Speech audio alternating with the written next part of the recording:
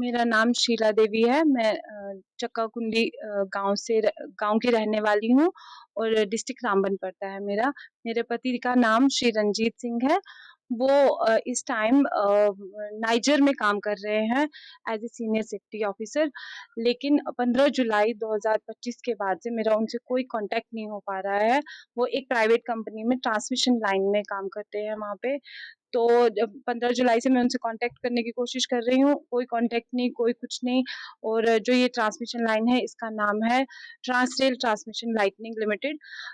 मैंने जब इनके ऑफिशियल्स से पता करने की कोशिश की तो मुझे जानकारी मिली कि वहाँ जिस साइट पे ये काम कर रहे थे वहाँ पे कोई टेररिस्ट अटैक हुआ है और मेरे हस्बैंड को वो लोग किडनैप करके ले गए हैं। तो जो ये मैनेजमेंट है उन्होंने जो कंपनी वाली मैनेजमेंट है उन्होंने वहाँ से तो मुझे कुछ भी इन्फॉर्म करने की कोशिश भी नहीं की। ये मैंने अपने सोर्सेज़ से पता करवाया क्योंकि जब मेरे हस्बैंड 2-3 दिन तक नॉट रीचेबल आ रहे थे तो मैंने जो जिन लोगों को मैं जानती थी मैंने कोशिश की यहाँ से कि मैं उनसे बात कर सकूँ।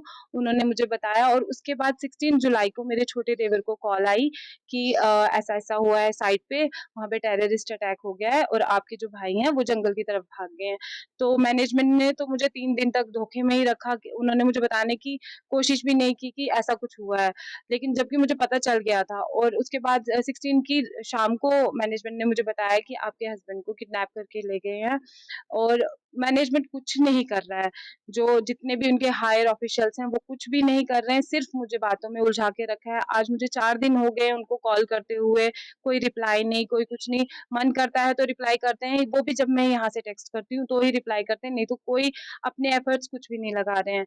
तो मैं चाहती हूँ कि मैं भारत सरकार से विनती कर रही हूँ, मैं गृह मंत्रालय से, विदेश मंत्रालय से और डॉक्टर जितेंद्र जी से सबसे विनती करती हूँ कि श्री रंजीत सिंह जी को सेफ़ली घर लाया जाए।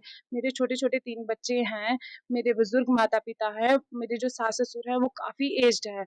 वो ये सब नहीं सह सकते हैं, जिस दिन से उनको ये न्यूज़ पता चली है, वो अपने सेंसेस में नहीं हैं।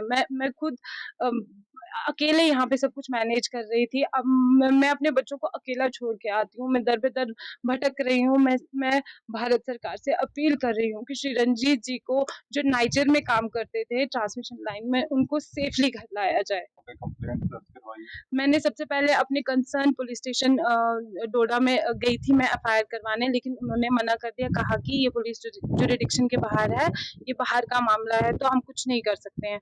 उसके बाद मैं अपने रामबन डीसी सर के पास आई थी, उन्होंने मुझे पॉजिटिव रिस्पॉन्स दिया। उन्होंने फर्स्ट प्रायोरिटी पे ही मेरा केस भी सुना और उन्होंने जो पर्सनल लेवल पे वो कर सकते थे वो भी किया और वो उन्होंने मुझे आश्वासन दिया है कि वो इस चीज़ को हमारी इंडियन एम्बेसी में भी पहुँचाएँगे और एक्सटर्नल मिनिस्ट्री तक भी पहुँचाएँगे। तो मैं भारत सरकार से यही विनती करती हूँ कि श्री रंजीत जी को वो सेफ़ली से मैं उनका रिटर्न चाहती हूँ, अगर टाइम भी लग जाए कोई बात नहीं, लेकिन सेफ़ली वो घर आ जाए, बस मेरी यही विनती है मोदी जी से, विदेश मंत्रालय से और गृह मंत्रालय से कि मेरी हेल्प की जाए। मैं एक अकेली औरत इतना सब नहीं मैनेज कर सकती हूँ, मेरे बच्चे काफ़ी छोटे हैं, मैं उनको अकेला रोज़-रोज़ नहीं छोड़ सकती हूँ।